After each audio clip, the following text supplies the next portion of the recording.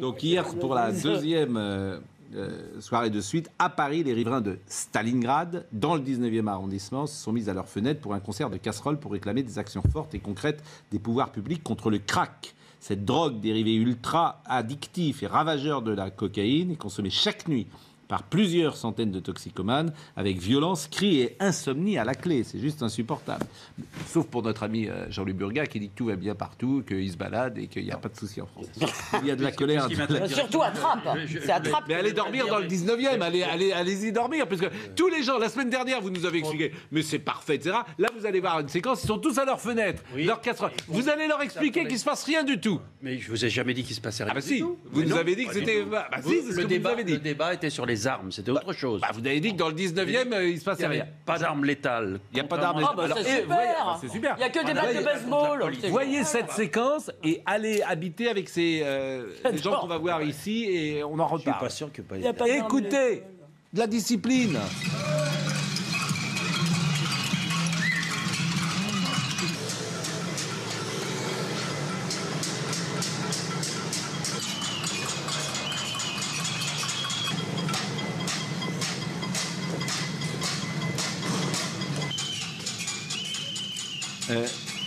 C'était donc hier soir pour la deuxième soirée consécutive. Il faudrait voir ce soir à 20h si ça a encore été le cas, parce que c'est une manifestation qui a le mérite de faire parler de ce problème numéro 1. Je voudrais qu'on écoute un habitant du quartier qui évidemment ne témoigne pas à visage découvert et on le comprend. C'est pas de la peur, parce que nous on est habitués maintenant à la violence, en fait. Voir des gens qui se prennent des coups de tesson de bouteille dans la gorge, on est habitué, on l'a déjà vu. Voir des gens qui meurent devant le cinéma, on l'a déjà vu. Voir des gens qui meurent tout simplement, on l'a déjà vu. Donc c'est plus de peur. Il y a de la peur quand on est, quand on rentre chez soi et qu'on se retrouve au milieu d'une altercation entre 20 et 30 consommateurs ou dealers, parce que la plupart du temps, c'est les dealers qui foutent la merde en fait, dans le quartier, quoi. Je crois que sur une dernière enquête, je crois que c'était l'INSERM qui avait fait ça, ils comptabilisaient plus de 1100 ou 1200 consommateurs de crack dans Paris. Il faut savoir qu'il y a plus de la moitié qui sont ici, quoi. Il y a eu un changement du point de vue des riverains, c'est-à-dire que beaucoup de riverains se sont radicalisés, et ça, c'est pas la solution, en fait. C'est pas du tout la solution, en fait, de tirer au mortier sur les consommateurs. Moi, qui suis très proche aussi des consommateurs, qui me fait pas part aussi pour eux, c'est compliqué pour eux, parce que depuis un an, on alerte les pouvoirs publics, et ça fait un an qu'on me dit oui. Mais ça, c'est rien. C'est-à-dire qu'il y a des gens qui sont armés dans le quartier. Armés. Avec des flingues, avec des balles, qui peuvent tuer des gens. Donc on va pas en arriver là, enfin j'espère. Il n'a pas entendu Burgat. Jean-Louis, convenez que vous êtes parfois dans le déni sur ces sujets-là. Le débat auquel vous faites allusion, c'était un débat sur les armes contre la police, les tirs contre la police. Là, c'est pareil. Je ne dis pas que la situation n'est pas grave dans ce quartier, et je ne dis pas qu'on n'est pas... Ça, c'est une micro-guerre civile à laquelle on assiste là.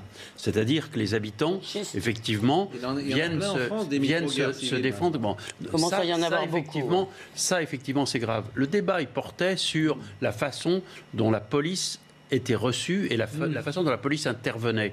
Et je disais qu'effectivement, il n'y avait pas, sauf preuve du contraire, de tir avec des armes létales contre la police, contrairement à ce qu'on raconte. Ce qui se passe dans le 19e est un vrai sujet. Le sujet, c'est la rage contre l'impuissance d'État. Ils se sentent démunis contre les trafiquants, contre les migrants mineurs délinquants. Ou soi-disant mineurs. Ou soi-disant mineurs, et qui sont... C'est la même chose que chez les militaires, d'ailleurs. Pardon ? Cette rage contre la faiblesse de l'État qu'ils représentent, c'est la même chose. Mais je veux dire, c'est pas un désir de renverser l'État, c'est un désir de renforcer. De renforcer l'État, qu'il existe. Voilà. Et ça, c'est d'un des éléments puissants de la civilisation. Non mais écoutez, moi j'ai jamais vu ça en France. Des gens qui, à la fenêtre, à 20h, prennent leur casserole, tous ensemble, taper. Franchement, j'ai jamais vu. Mais vous savez ce qui se passe, dans ce quartier que je connais effectivement, comme vous le dites. La police est arrivée plusieurs fois, mais la police part aux environs de minuit ou d'1h du matin. Et à partir de ce moment-là, le trafic de drogue reprend. C'est-à-dire qu'il y a une sorte d'absence pendant quelques heures de la police, et à partir de ce moment-là, le quartier est repris en main par les trafiquants. Qu'est-ce qu'il faut faire? Donc, c'est que la police ait les moyens d'intervenir dans ce genre de situation d'une façon régulière et efficace, et que la mairie de Paris n'envoie pas uniquement un adjoint pour essayer de rassurer les gens. C'est ce qui a été fait, ce qui est innommé. Bien sûr. Monsieur Bonamy, et après on va parler de nos amis les alarmistes qui sont de retour. Les alarmistes. Simplement, moi je me souviens, j'ai une assez bonne mémoire. Enfermistes. J'ai une assez bonne mémoire. Je me souviens que quand j'étais... Vous êtes jeune en même temps, arrêtez, nous on est un peu plus âgés que vous. Je me souviens que quand j'étais en première, en septembre... Vous lancez des fleurs maintenant. Vous avez pris une confiance. Je peux terminer ? Quand j'étais en première, en septembre ou octobre 2004, j'ai vu, un peu moins même, donc en octobre 2004, j'ai vu un reportage qui s'appelait « Les pères de Stalingrad » sur des pères de famille qui étaient déjà engagés, donc il y a 17 ans, contre le trafic de drogue. La situation était catastrophique à l'époque et je vois encore un représentant de la mairie de Paris dire « Ah oui, on va faire quelque chose, les choses vont bientôt s'améliorer ». On est 17 ans après, les choses étaient catastrophiques il y a 17 ans, elles sont devenues apocalyptiques aujourd'hui. Il y a une inertie des pouvoirs publics qui est totale et en plus qui a encore aggravé les choses. Parce qu'il y a un problème avec nouveau. l'assentiment de Jean-Louis Burgat.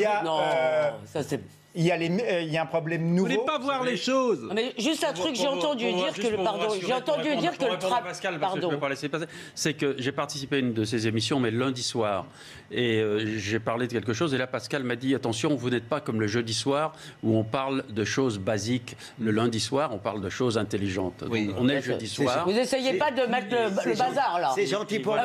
Il essaie pas de. Je le dis pour vous. Vous le sachiez. Vous êtes une balance en fait. Oui, c'est la balance. Il y aura des sanctions. Pardon, sur le crack à Stalingrad, il y a une chose que j'ai entendue, c'est que ce trafic était tenu par des Sénégalais. Oui, voilà. Et donc, est-ce que... Non mais, moi j'ai une interview de Gérald Darmanin dans Causeur, il me dit en gros, les délinquants étrangers, on les expulse. Alors je lui dis, vous rétablissez la double peine, il répond pas vraiment avec le mot, mais il dit ça. Excusez-moi, si les trafiquants sont sénégalais, là on n'a pas de problème de... Ils sont français, on doit... D'accord, au revoir et merci. Et donc oui, il y a... Non donc, Non, mais là, vous avez tout résumé. Vous avez tout résumé. En fait... Vous faites comment, au revoir et merci? Mais il veut pas, il ne veut pas. Vous faites comment? Mais moi, il veut pas. Fondamentalement, il ne veut pas. Ça l'ennuie. Mais juste l'idée qu'on ne pourrait pas faire quoi que ce soit, c'est ça. Alors En dehors de sa mauvaise volonté, et je me garderai bien de vouloir le défendre, l'État sénégalais n'est pas spécialement friand de reprendre ces gens-là. Et on n'a évidemment aucun moyen de pression sur l'État sénégalais. Laissons ça. Une fois de plus, n'essayons pas de rassembler tout ça dans un petit tas de... en disant, voilà, c'est facile, c'est comme ça, il suffit de pousser le petit tas, puis ça s'est terminé. Depuis 17 ans, on fait rien. Non, c'est pas vrai. Mais rien. Non, c'est pire. C'est pire. C'est pire. Vous avez raison. C'est pire. C'est bien pire. C'est donc pire. Mais allez-y. Mais simplement... Où vous m'envoyez là? À Stalingrad. Allez-y, il n'y a pas de souci, Jean-Louis. Vous ne voulez pas les mesures rudes, dures, répressives, entrer dans la moulure. Vous ne voulez pas. Donc, ça perdure. Qu'est-ce que vous voulez que je dise? Est-ce que vous souhaitez qu'on renvoie les Sénégalais dans leur pays? Mais je souhaite. Non, les Sénégalais trafiquants de drogue. Oui, mais bien sûr. C'est quoi qu'on isole après bien pour sûr. nous? Oui, bien sûr. Elle vient de me sauver ma réputation. Voilà. Est-ce que vous souhaitez qu'on renvoie les Sénégalais délinquants, trafiquants de drogue dans leur pays? Et même d'ailleurs, même les Allemands. Allez, les enfermistes. Juste une chose. Les enfermistes, c'est tout. Mais il faut être très dur aujourd'hui. Mais justement, c'est intéressant. Hélas, il y a peut-être des solutions. Parce qu'il y a 100 ans, on était combien, un milliard sur Terre, et qu'aujourd'hui, on est combien?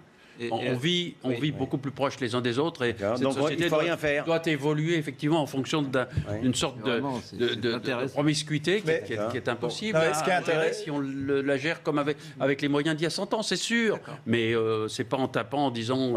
non, c'est pas en faisant rien, en fait. Le mieux, c'est de rien faire et puis de laisser faire. Je vois mal où vous voulez en venir. Enfin, il y a quand même des gens qui réussissent. Il y a des gens qui ont réussi. Par exemple, tolérance zéro à New York, je ne vais pas le dire tous les jours, ça a réussi. Oui, bien sûr. Il y a quelques années, il y a 50 ans, je m'en promenais à Harlem. On me disait, tu vas te faire tuer à Harlem. Aujourd'hui, Harlem, on peut se balader sans problème. Qu'est-ce qui se passe? On m'a envoyé un message qui concerne l'émission que je voulais lui montrer. Voilà. Eh ben, je vais vous piquer vos portables avant de rentrer sur la séance.